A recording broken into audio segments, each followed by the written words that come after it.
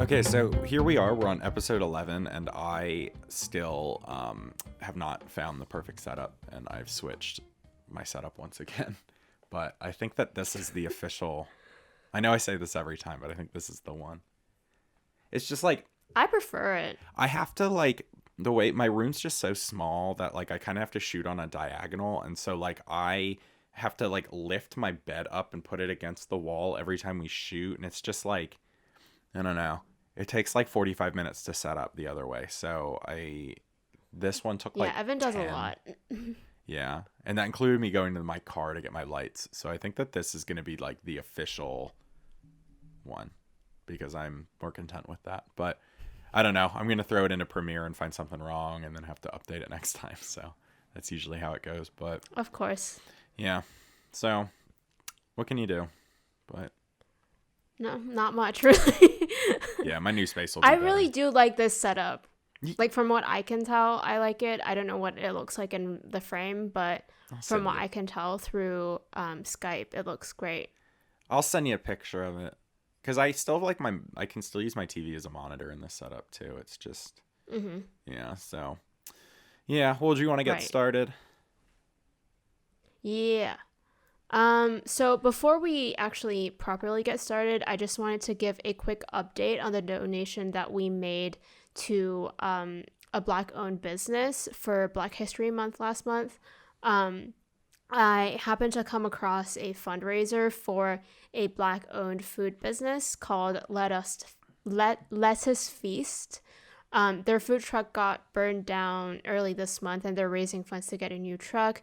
And we figured this would be the most direct way the community could benefit rather than like the money go through a big charity like Color of Change and Black Lives Matter. Not that those charities don't matter. It's just this is more direct. So yeah, thank you to the companies that donated. Not donated, but sent us money for sponsorships last month. Your money will go straight to a really good cause. Yeah. So, yeah, we're super excited to do a charity that will directly, like the money will directly go to them. So, yeah.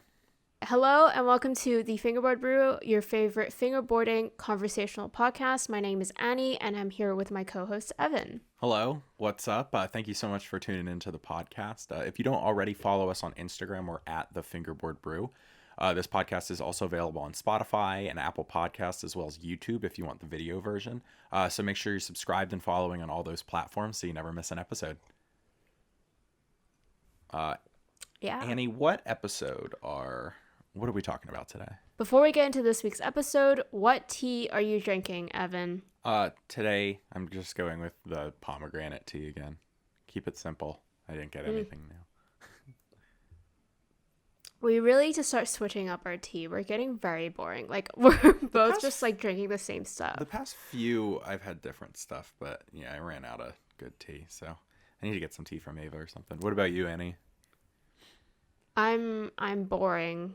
Still doing Earl Grey. It's just my favorite tea. I need to switch it up, but it's my favorite tea. Yeah, I promise by next episode we will both have new tea. Hopefully. Is our promise to you guys. But yeah, so what are we talking about today, Annie? All right, so last episode we kind of teased the idea of Casey from Fingerboard Connoisseur coming onto the show. Yeah. That's now actually been pushed back to a later date, but today we still have a pretty fun topic planned.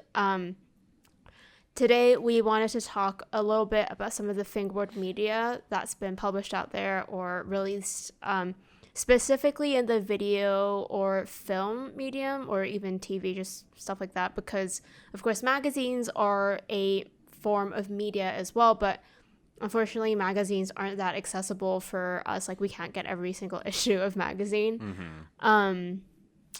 But yeah, the way we decided what we wanted to include, like, I don't really know how to describe the category. But they're not like regular videos, like full lengths or whatever. But I think you'll get what we're talking about. Yeah, like, as we a lot of them go through them. I think like have a bit more of a cinematography aspect to it, and like that's what Annie and my background is more in, so we tended to focus on those. And I mean, we're only talking about I think 12 total videos today, so we obviously have left a ton of things out. So obviously if you think that there's anything that we missed, you should let us know in the comments, because we love to see any type of fingerboarding media that we can. So yeah, we actually made a whole list, but we had to narrow it down a little bit more, and that was still 10 videos. So like and another thing we should just mention is that the videos we're talking about are obviously just like the English speaking ones, because unfortunately I don't think there is anything in Chinese out there, because I speak and I understand Chinese, but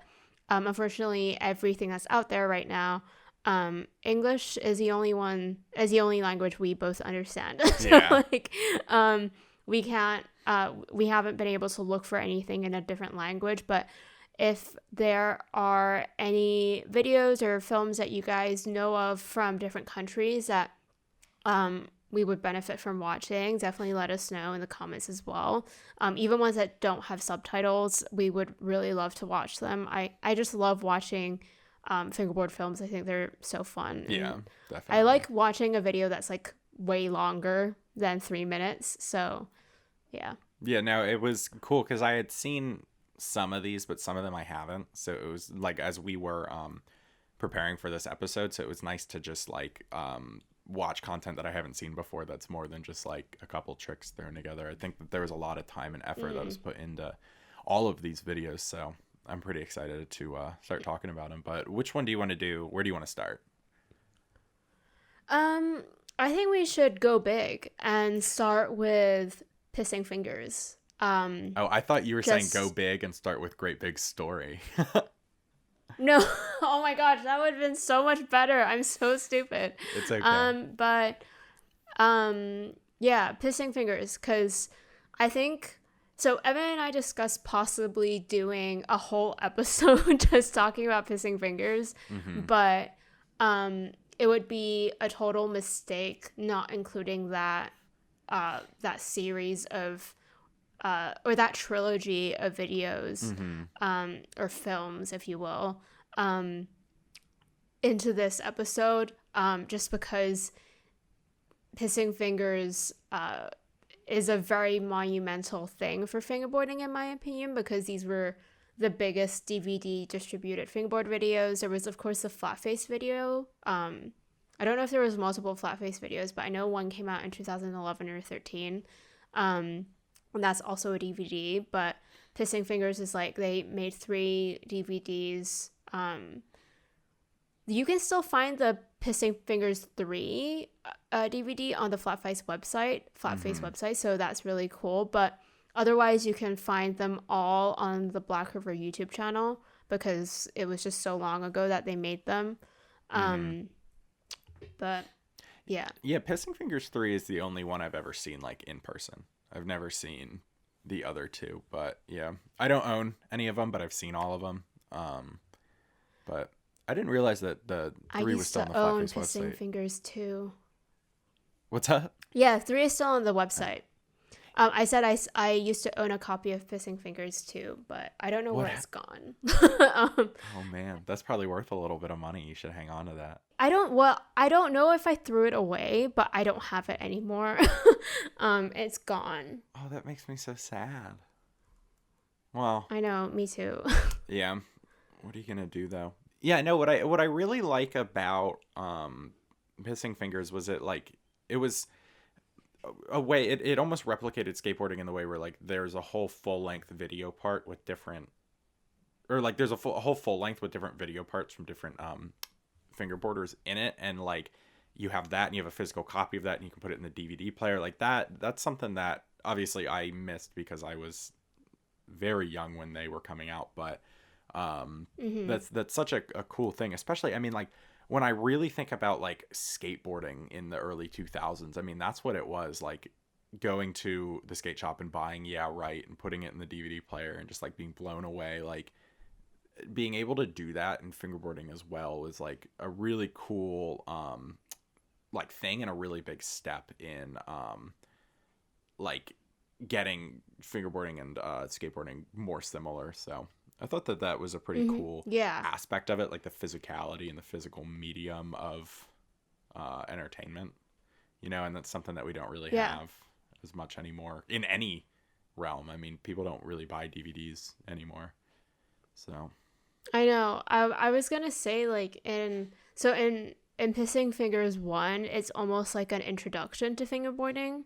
And I don't know if they sold them in stores, but I think, kind of going off of what you were saying, it's kind of hard to imagine a time when we didn't have the internet the way we have it now, because back then, I don't know if you remember, like, not really knowing what the movie's gonna be.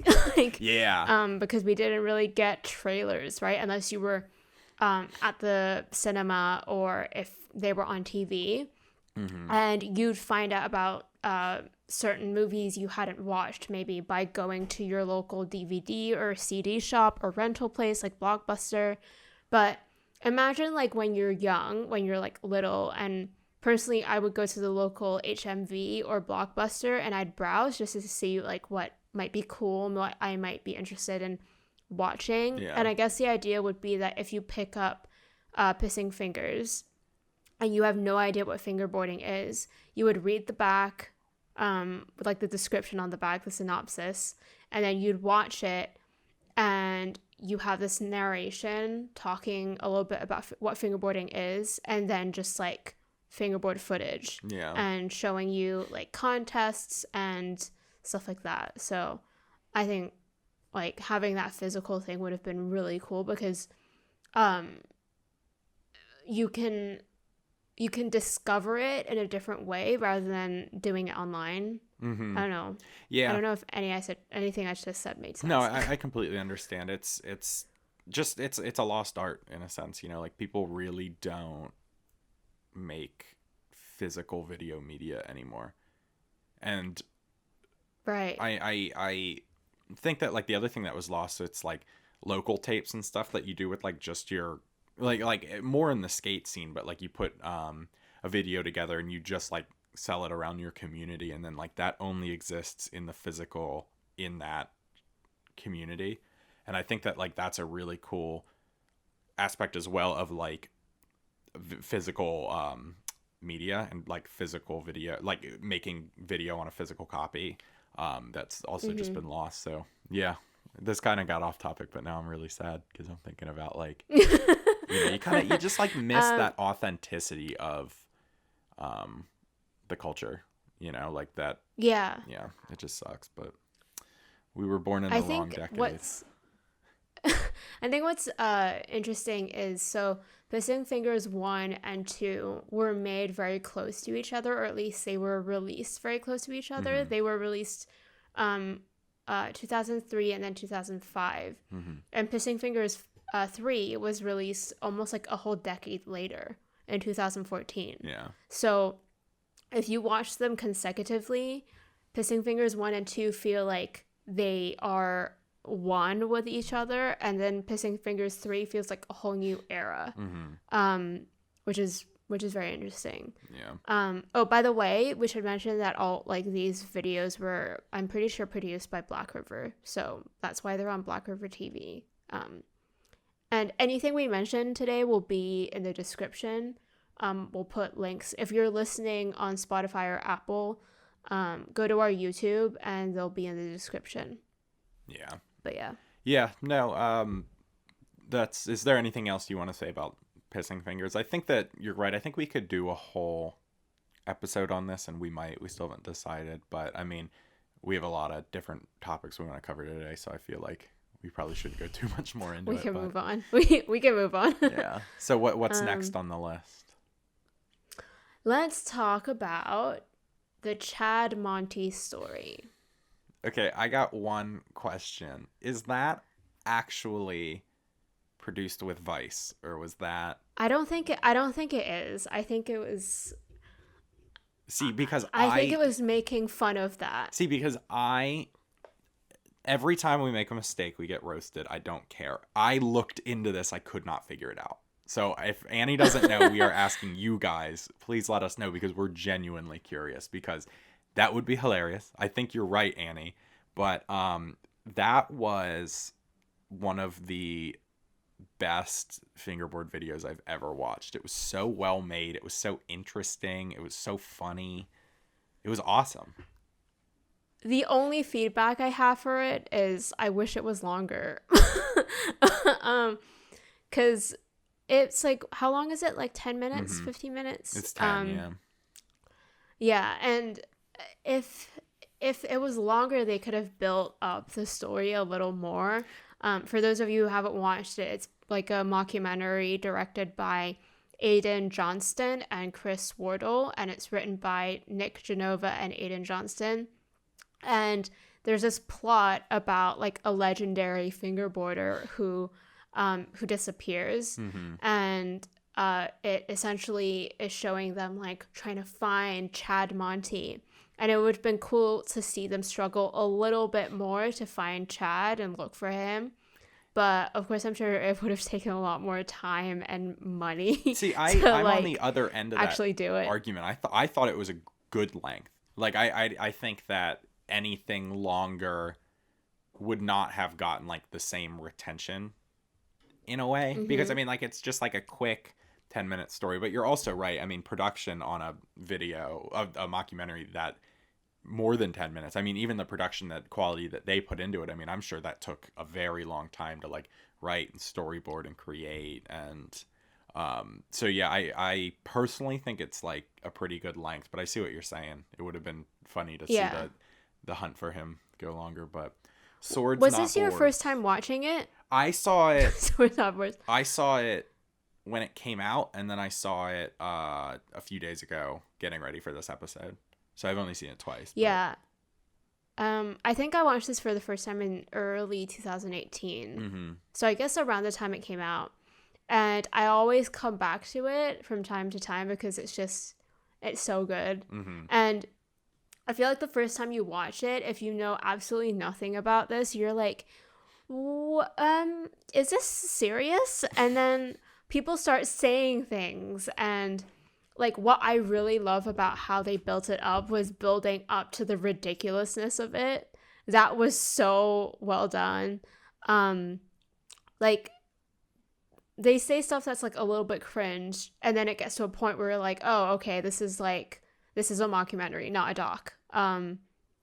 But for something that's not serious, it's ridiculously well produced. Yeah. Yeah, no, you're completely right. It is like, well, it's funny. The first time I watched it, I didn't realize it was a mockumentary. You know, like I was one of those people, but I'm also not that easy to trick, and I realized it pretty quickly. But I think even though it's clearly a mockumentary, there is something about it that feels kind of like heartfelt. No, yeah, I don't 100%. know. It's just, I mean, it's both ironic and unironic. At the end, it encapsulates the true feeling of fingerboarding, where it's like, even though he's like, that wasn't me, I never, you know, like I quit, that wasn't me. But like, even at the end, he's still writing, you know, and like, yeah, I think at the end of the day, no matter how much of a backseat you take within the community, you're always a fingerboarder, you know, and that's kind of a sweet message. To even though it's I a wish joke. I made this in film school. Yeah, no, exactly, you know. Well, you know, I'm in my senior year of a broadcasting education, and there's a million things I can think of that I would have done differently if I could go back. So like not going to school for broadcasting. No, it's very true. I loved the effort that they all put into it, and it was really sick. I don't understand how. So he got his fingers cut off on the sword? Yeah, like he landed in the middle as though he like. I didn't know if he cut his wiener off or if he cut his fingers off. I couldn't figure that part out. Yeah, I couldn't tell either. But they showed wieners, like wiener dogs, so I don't know, like hot dogs. So who knows? Yeah, no, it was funny. That was funny though. But yeah, swords not boards. Remember that. Swords not boards. So, Yeah, well, is there anything else you want to say about the Chad Monty story? No, I was gonna say actually like this, because it was so uh not making fun of, but like trying to replicate that Vice Media style video. We should talk about Post Radical, which is like the series which was produced by Vice, I think. There's episode 5, Size Matters. I don't know if you got a chance to watch this. This one I did not actually. Okay, well, we'll just quickly breeze through it because I just want to talk about how cool it was to be able to watch this on Amazon Prime. Like, Yeah.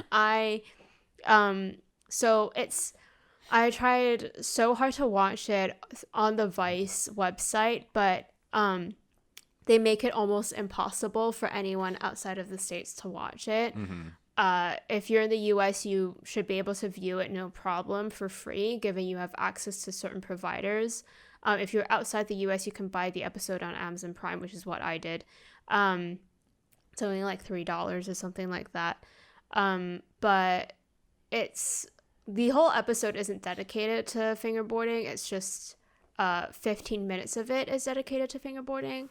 And they travel to Bavaria to speak with Martin Enberger, who is like the owner of Black River, and they show how some of the products are made. They talk to Martin Winkler as well, and it's very short, but it was still really cool to see a big production company like Vice show a focus on fingerboarding, because the whole series of Post Radical was like something to focus or explore different subcultures of skateboarding that are slightly less mainstream.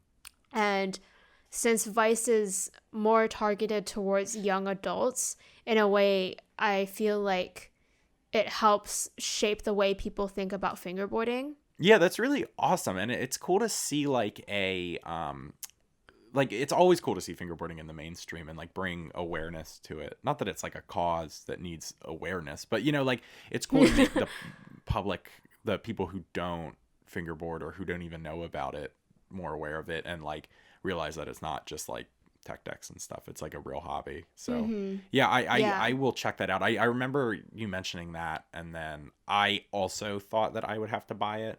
And that's why I didn't watch it. But if I can find it on the Vice website, then I'm definitely going to check that out. It's Vice TV, so you should be fine. Yeah, I'll check that out for sure. All right, awesome recommendation. Now, myself and the listeners have homework to do. I'd love to hear what you guys have to say about this one, because it's also, the host is a skateboarder. I forget his name, Rick something. But yeah. It's a very cool episode. I plan on watching the whole documentary series, so if anyone watches the whole thing, or if anyone just watches the episode, let us know in the comments. Yeah, I'm very interested to see that. I'm gonna check out the whole series probably as well. But yeah, so why don't we move to our next one? Do you want to do Meet the Pro Fingerboarder, Great Big Story? Yeah. So what's up with very cool Great Big Story? So that's like a series that just does like spots or highlights on certain people within certain hobbies or certain areas.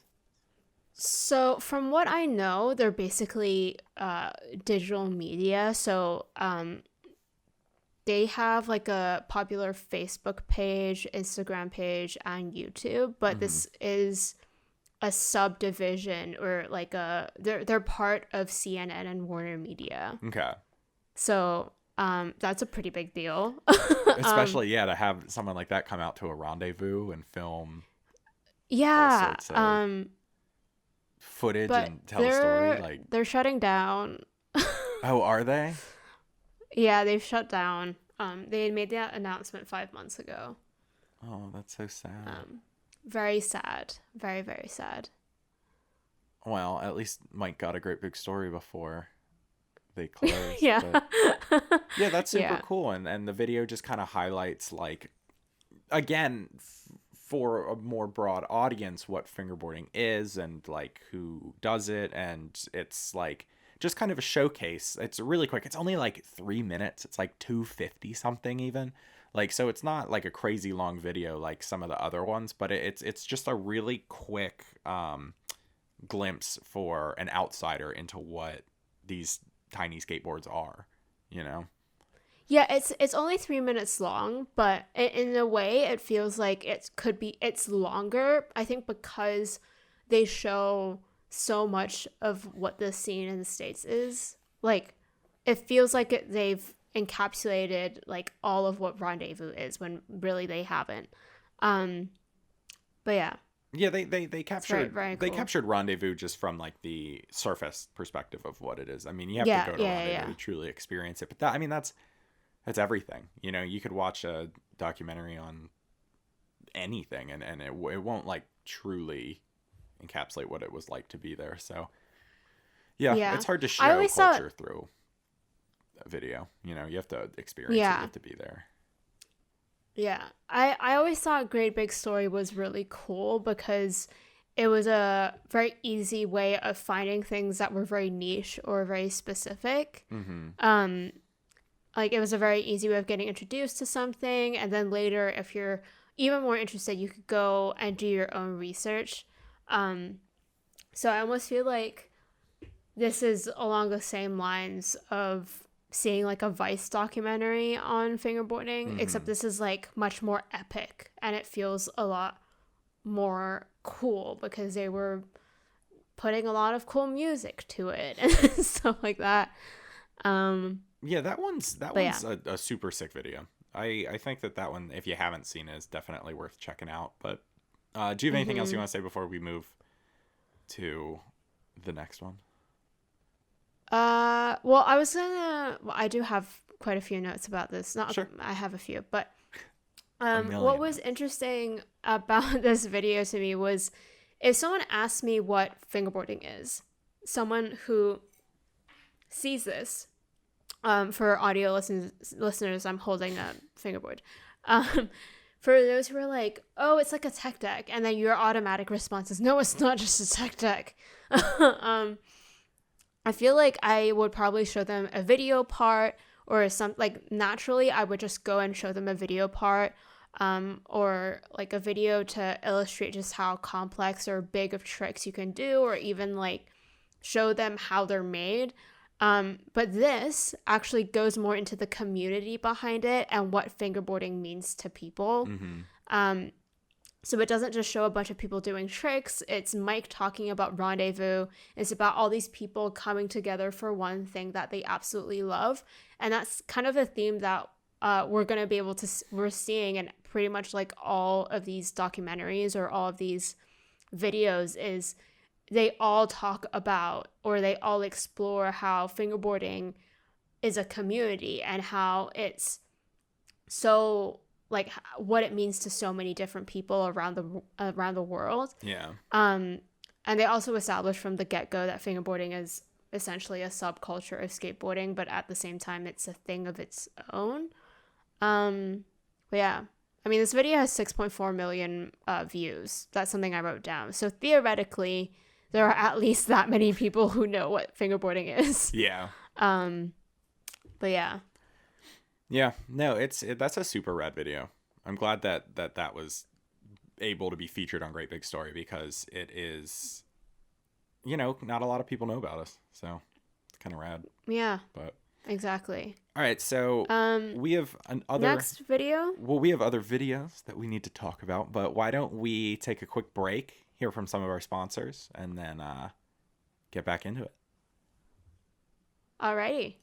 This episode of the Fingerboard Brew is brought to you by a Canadian company, Shed Fingerboards. This is a husband and wife team. They make decks, they make concrete, and a bunch of other stuff as well. Each deck is hand-painted and has a unique crafted feel that does not feel machine-made.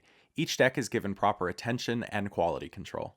So we've spoken about their mentor program before, where they teach teenagers how to make decks, how to start an online shop, how to budget, ship, and much more. I think what really struck us about this company is the message behind it, and we just love that they're using fingerboarding as a way to help others. Co-owner Devin Mitchell puts it, we let them become a part of Shed and then help to send them out to do their own thing. We are all about the community and making the world a more friendly and peaceful place. If you want to get your own shed deck and be a part of this great cause, head over to shedfingerboards.bigcartel.com and check out all the awesome products that Shed has to offer. Thanks so much to Shed for sponsoring this episode. This episode of the Fingerboard Brew is also brought to you by Chems FB, a company based out of St. Louis in the United States that sells decks, tape, completes, and other fingerboard accessories. Chems has been making decks for just over 4 years now. Each of their 70 graphics are excellently designed. All of them are very cute, very pretty. Some are a little bit scary, but my favorite has to be definitely this Flamingo FB graphic. For those of you who are listening to the podcast, I'm pointing to it right now. But yeah, it's my favorite, and also the Cube Skull. A cool thing about Chems is that they don't only sell fingerboard equipment, they also sell skateboard equipment as well. You can get a deck or wheels and have a matching fingerboard and skateboard setup. Chems offers multiple shapes, the most popular being the Mid-Pro Popsicle. A lot of people get it in the 34mm. They also sell fingerboard completes, which come with single axle trucks and some CNC bearing wheels. There are multiple foam tape options. Chems F3 tape comes in regular 1mm thickness or super thin 0.5mm thickness for extra board feel. The newly released F4 tape is also smoother and softer, and 2 sheets come with every deck. If you want to get your own Chems deck like the one I have right here, you can head on over to chemsfb.com and check out all of their amazing products. And you guys, Fingerboard Brew listeners, are getting a deal. Enter discount code FBBrew at checkout for 10% off any deck or complete. That's FBBREW. Thank you so much, Chems, for sponsoring this episode. All right, thanks so much to our sponsors, Chems and Shed. Very awesome to have them as sponsors of the show again. Yeah, very awesome. I have been using that ledge that Shed sent us like crazy, and I have also been seriously loving the super thin Chems foam tape. So those are 2 plugs from me. Nice, for sure. Nice. I dig both of those. But yeah, so we let's get back into it. I just want to say that these next 2 videos that we're talking about are also going to be about Mike, and obviously, I mean, Mike's a huge staple in the fingerboard community, and when we're talking about like English and almost like the American scene, you know, it's going to be Mike. So we want to talk about the one that's just called Flatface, and then the one that's also the kid behind Flatface. So yeah, which one do you want to go with first? Let's do Flatface first by Jonathan Bregel. That video. Or Bregel. I don't know how to say it. That video is like, I love that simplistic, like, well-framed, shallow depth of field, no music, all natural sound, quick cuts, no trend, you know, like that. It makes you feel like you're like there living that day with them. Like you are, it's so good. Yeah, did I nail that description? That's literally a note that I wrote down. I was like, it's raw. But yeah, it's like you watch. So the way like we film our episodes and the way we prep for our episodes, I'm pretty sure both Evan and I would just like binge whatever research we need to binge, and then we go in and write. And after watching A Great Big Story, I immediately watched this video, and it just felt so calm, so grounded, and it was so humble. I don't even know if you can really call it a documentary. I think you could call it a documentary because it's like a day in the life almost. It feels more like a day in the life, but it's almost entirely made up of B-roll. Yeah. Well, yeah. I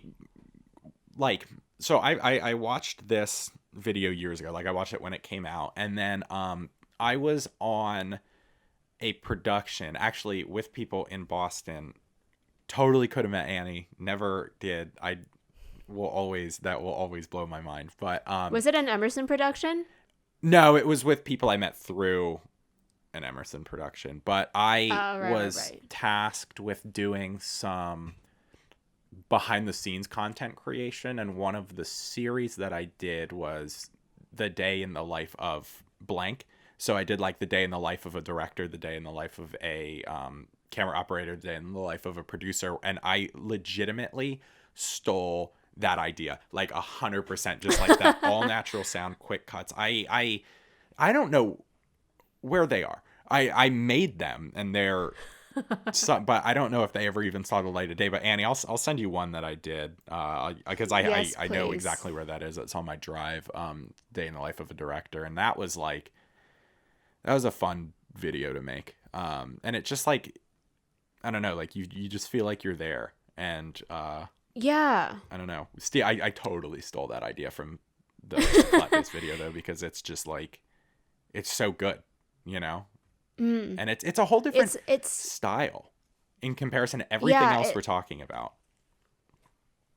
You know? it's just like, It's, I think you watch it and you think it feels like there's something missing, and it's because of the music, the lack of music. But like you said, what saves it from not having music is it feels like a slice of life. And the thing is, I don't think they could have made this video with sound if they shot this in a city. I think it works because it's very is it suburb? Is that what you guys say? suburban. Yeah, well, I shot when I did it, when I did a version of this, I shot it in Boston. So it is possible to do. And now, granted, it wasn't. I'm thinking all more like outside. New York City. I feel like Boston is quite quiet for a city. Yeah, that's fair. It's also very clean for a city. You ever been to Philadelphia? Yeah. I love Philly. Yeah. But it's pretty gross. But yeah, I think.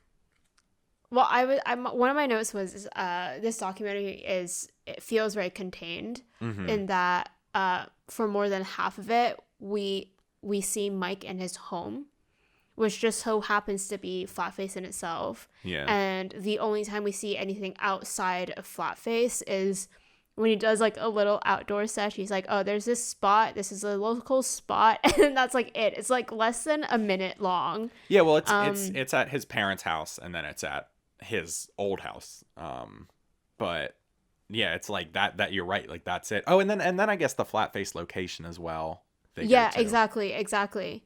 But that's all you really see. And it's like, and when I say it's contained, it feels like we're inside what Flatface looks like. I don't know if that makes any sense, but the atmosphere is very Flatface. It's not like we're in Andover. It doesn't feel like we're in Andover. It feels like we're in Flatface, if that makes sense. Yeah.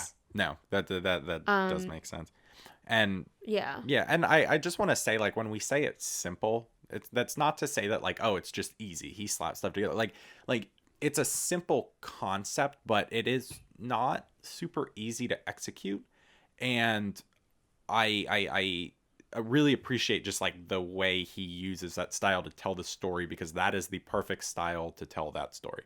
And it's not just some easy, like anybody could do it type thing. Like it's a very well made, very professional video. It's just a simple concept that then someone with real talent executed very well. So yeah, I don't want to sound insulting when we say it's simple, because it's not. That's just a blanket term for the style. Yeah. But I think so. Like in the last 2 minutes, we have some tricks that are filmed, I don't even know, like 240 or 480 frames per second.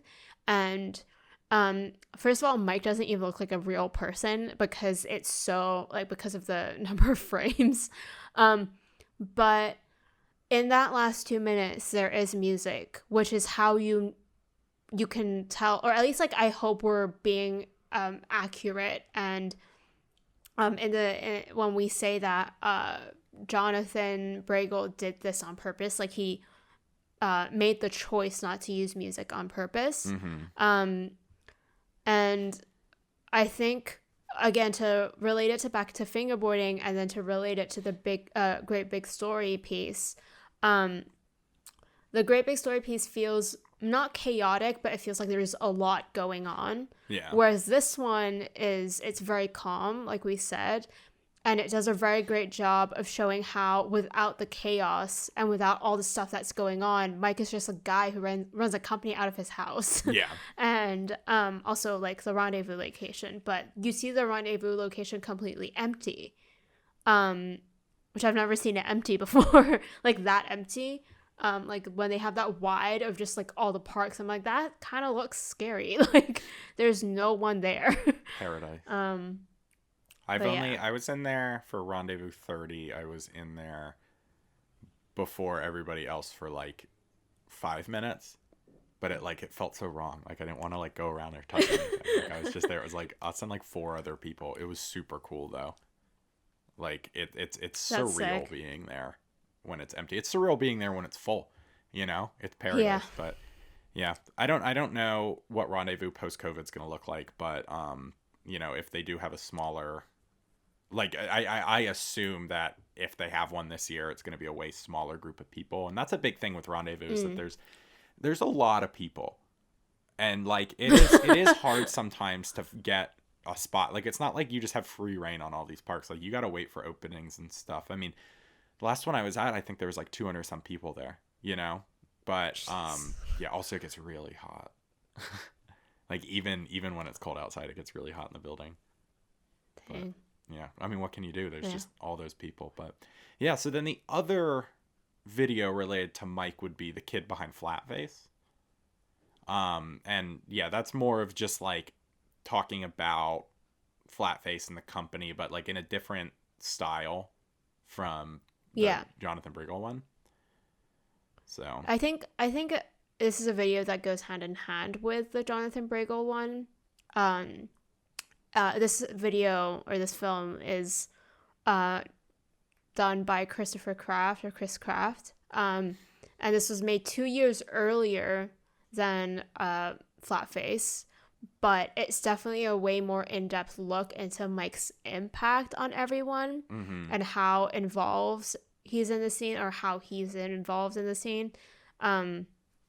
Like they show like I really like that first like montage at the beginning of kids opening up Flatface packages. I think that was like a very easy, not easy, but simple, but very impactful way of introducing what Flatface is and what who Mike Schneider is, you know, 100%. to all these people in the States. We talked about this last episode, but like unboxings are a very, well, I shouldn't say like unboxings are a decently large part of the community. Obviously it's not the majority, but it's larger than you would think, you know, like there's a lot of like, I mean, like you make a lot of unboxings. I've made unboxings. Like I feel like everybody with the YouTube channel has made unboxings, and I don't know what the psychology is behind that. I know that exists in the tech world. I don't know. Maybe you just get like the feeling of like opening it yourself or something like that. But like,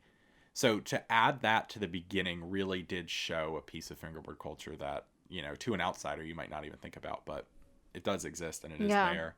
So yeah, I thought that video was super well made, and it's rad that Chris Kraft made it. And yeah, just definitely a different style for sure.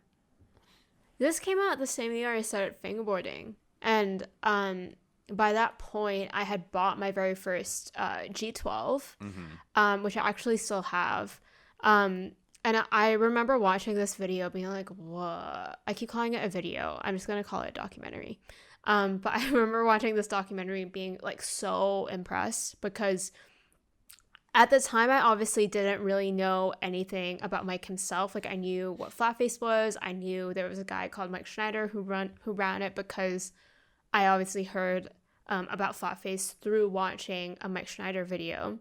So I don't think I really understood how companies were run, because like, I mean, at that age, I'm like, how old am I? 15 years old. And why would I even comprehend how a company is run? But yeah. I saw this and I was like, oh my gosh, like this guy runs a huge fingerboard company from his house. What? Yeah. And then you see the rendezvous and I'm like, I want to go to that.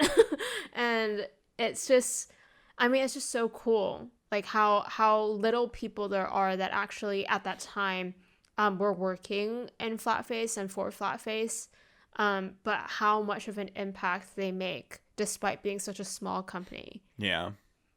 No, it's super rad. I know I say that like every time. Yeah, we've said that every single time. We're like, it was super cool, It was very so cool. very Yeah. rad, insane. Yeah. But it's good. I mean, it's another way to impact the community and show the community. And I think that's like with all the videos that we saved, like it's just it's like a different like it's a different style telling the same story, but they're so different, you know? And like that's why we narrowed it down to these as opposed to just like going through a list of 50 videos where some of them are similar. But in terms of a different style, do you have anything else, or do you want to talk about more than a toy? Well, I was gonna say the reason why we chose 3 about Flatface was because like Evan said, because of Mike's importance in the community and in the US scene specifically, but because all 3 of these videos are made so differently. Mm-hmm. And you like they all, like you said, tell the same story, but there's something different about every single video, not just because of the style, but the feeling you get from them. Yeah. And yeah, originally I was thinking like we don't need to do all 3 videos on Mike, but I was like, no, we do, because all 3 of them come from a very different place and come from like, I mean, Chris is like one of Mike's good friends in fingerboarding, so it's kind of like he's obviously coming from a very different perspective as a director as well. So yeah. Shall we talk about More Than a Toy, the Fingerboard documentary? Yeah, definitely. I really, really was like blown away by the quality of this one. This was one of the ones that I watched in preparation for this episode and that I had never seen before. And like within the first 10 seconds, you're like, okay, this is not your average. Like this isn't a document. Like it is a full-fledged, like it's I don't know. It just looks like it could be on TV. Like it's super cool. It's again, I'm gonna go into describing what the video is real quick, but just in case people don't know the video. But it's basically interviews with some very important people in the European scene. We see people from Portugal, Germany, and then we make our way back to Spain because the director is from Spain. Mm-hmm. And what's really interesting is at the beginning, Nico Frank actually talks about fingerboarding moving completely from YouTube to Instagram. I noticed that. And he's somebody who made videos on YouTube, and he's a videographer and editor, but now he pretty much only posts on Instagram, and that's something that he said himself. Mm-hmm. And you get to hear from Laws from Flint and why he started the company. And he also touches on something that we've been discussing about, like, if you want to start a new company, why should you start a new company? And he was saying he saw a lack of visual aesthetics in fingerboarding, and that's when he decided to incorporate artists, and that's what he brought to the scene because he's a graphic designer. So that kind of goes hand in hand. Oh, I just touched my mic. That kind of goes hand in hand with what we were talking about with, if you're going to start a company, make sure you're bringing something new to the table and not something that everyone else has done. Mm-hmm. Yeah, it was cool to kind of hear those points solidified from other people because, you know, we theorize about things together, but it's nice to see that other people agree because it is, it's something that I think we both feel really passionate about, like that you need to be setting yourself apart. So, definitely. So yeah, what other notes did you have?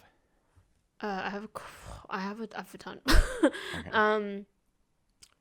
So like we said, with all of these videos, there is an emphasis on, So like we said, with all of these films, there is an emphasis on how fingerboarding is a community. And in this one, they really talk about, actually also in the Mike Schneider docs, they talk about how people will travel from all over the world just to go to an event or just to meet a group of people to fingerboard. And Gonzalo, the director, even actually, like, we can see, like, he traveled from Portugal. Well, he traveled from Spain to Portugal to Germany to talk to different people. Mm-hmm. And we get a little bit of history of fingerboarding from just, like, the different people who he decides to talk to. But there were a couple of things that I took away from this video, from this film. And it was when TKY was talking. He was saying that nowadays we have a lot of companies, a lot of people doing their own thing, but in order to actually support the scene, you should be supporting the people who organize events, people who have physical stores, like at the Ozzy Berlin store, which again, like, kind of goes hand in hand with what we were talking about quote unquote hype companies or stuff like that. And he talks about how as consumers, we should be supporting the people who are giving back, not the people who clearly just want to make money. Even if it's unintentional, people who aren't doing anything in terms of giving back shouldn't be supported. And I totally think he's right. Like, support the brands that are sponsoring events. Support the brands that are supporting brands like Ozzy Berlin or Flatface or Abducted Fingerboards, like places that have like physical stores that will help keep the scene alive. And I think he's totally right. I think fingerboarding is a scene or a hobby where it's so community based, and I'm about to go on my soapbox to talk about this, but you can compare it to skateboarding if you want, but to me, at least from like a non-skateboarder's point of view, it seems like there's a lot about skateboarding that people don't really accept in fingerboarding. Like, there isn't really such thing as a big corporation for fingerboarding unless you're talking about tech deck, and it's not the equivalent of, like, we don't have dwindle distribution, we don't have something like that. Everything is like very handcrafted, everything is owned by individual people, and there are a lot of newer people who I feel come into the scene and maybe in like the last year who don't understand 100% how the scene operates. And I'm sure, you know, Evan and I are still learning so much, but I've seen a few people who have clearly spotted, like, you can tell in the last year, people who have spotted there is a good market for fingerboarding, and if you do it right, you can make a lot of money. Like, people who want to use this as a way to make a living or to make money, and those aren't the people you should support. But the other thing as well is they don't really care to learn about the scene that much. Something I really respect about someone like Faye from Abducted Fingerboards is she's only been involved in the last 2 years or so in fingerboarding, and she understands that there's so much she still needs to learn. I think she got asked to be interviewed at Switchcraft, actually, but she turned it down because she's like, I'm not, like, I don't know. So for those of you who don't know, Abducted Fingerboards is Australia based. So she was going to be interviewed about the Australian scene, and she took a step back and was like, I shouldn't be the face of the Australian scene just because I own a company. There are actually a ton of people, like a group of dudes who have been pioneers or people who have really helped the Australian scene grow, and you should interview them instead of me. Like, I'm also that kind of person who wants to learn more whenever I can. And yeah, I think there are some people who support companies that in actual fact copied or have copied older companies, but they don't know that, as in, like, the people who are supporting them don't know that. And part of the reason why these companies can get away with it is because the people supporting them don't know just how important the older companies were, and also because maybe the older companies just aren't around anymore. Yeah. But like, to bring it back to the actual documentary, we say, or some people in the community say, it's just a toy. But I agree with this documentary. It's definitely not just that. I mean, we're making a whole podcast about fingerboarding, so it's clearly not just a toy. And for a lot of people, it's so much more. And so the way we treat it should be the same way we treat any other community. We should be supporting the people who made it what it is. We should be supporting the people who move it forward. Yeah, definitely. And if you can't go to a shop, support people online. Like, it's not just exclusively shops, but it's it's just making sure that that you're supporting companies whose heart is in it. Not everybody can sponsor an event, not everybody can open a physical store, but there are people who are obviously very passionate about what they do, and those are the people you need to support. So, yeah. I mean, like, companies like Ozzy Berlin, who have been incredibly important to fingerboarding throughout its history, but unfortunately aren't getting the support they need. And I'm just going to give them a quick shout out to, like, as if they need a shout out, but I don't think a lot of people know they have a Patreon, that you can be a patron for like $5 a month if you want. Because they need support to keep the shop open, basically. So if you can, definitely go and become a patron and donate whatever you can to them as well. But yeah. Yeah, well, we have, I mean, that was definitely important to say. And we're realizing now that this is definitely a longer episode than we typically upload, and we have so much more we want to say, and we have a few more videos that we want to touch on. So we actually have decided to make this a 2-part episode. So we have some exciting videos to talk about in the next one, and then if you guys can think of any other companies you want to hear about, throw them in the comments, and maybe we'll mention them in the next video depending on our recording schedule. But I think that there's been a lot of info that we covered in this one that I'm glad that we got to say and we got to talk about, because Fingerboard Media is very important within the community, and these videos are really important to just kind of showcase what we do, not only to an outside audience, but also to the community within fingerboarding. Like, I don't think you could show the Chad Monty story to a non-fingerboarder and a fingerboarder and get the same reaction. Like, there are just different aspects and different perspectives to these videos. So Also, these videos are very educational. Like, very educational. Absolutely. Especially the one we just mentioned, the one we just talked about, More Than a Toy. I'll probably try and make a playlist of all the videos that we've talked about today, and then I'll throw that in the description instead of like every single video. And yeah, they're definitely very educational. Like Evan said, there's a lot of stuff that either I didn't know or I needed to be reminded of. And final concluding thought is I really hope I can make a documentary about fingerboarding someday, because I've spoken to a couple of friends about it.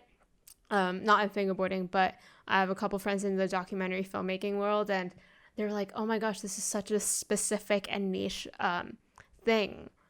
We should totally make something of this, because they also find it so interesting because they also thought it was just tech decks. But yeah, hopefully after the pandemic, we can make something happen. Yeah, no, that's super rad. And it's something that I think a lot of us who have like not necessarily a background, but who are into cameras, like, we always think like, I can make like the perfect thing. But I think if anyone could do it, it'd be you, Annie. So follow your heart. I don't think that's true. I think if anyone can do it right, it's probably Nico Frank.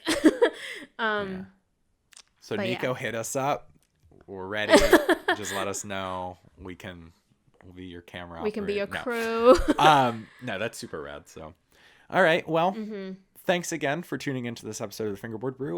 We upload every 2 weeks, but if you want to hear more from us, once again, we're at the Fingerboard Brew on Instagram. Yeah, also, next episode, we have a special guest coming on, so be sure you check that out at some point. And if you want to check out any of our other episodes, our older episodes, you can check us out on Spotify, Apple Podcasts, and YouTube for the video version. So yeah, we'll see you next 2 weeks for a very interesting and fun topic and guest. So yeah, see you guys next time.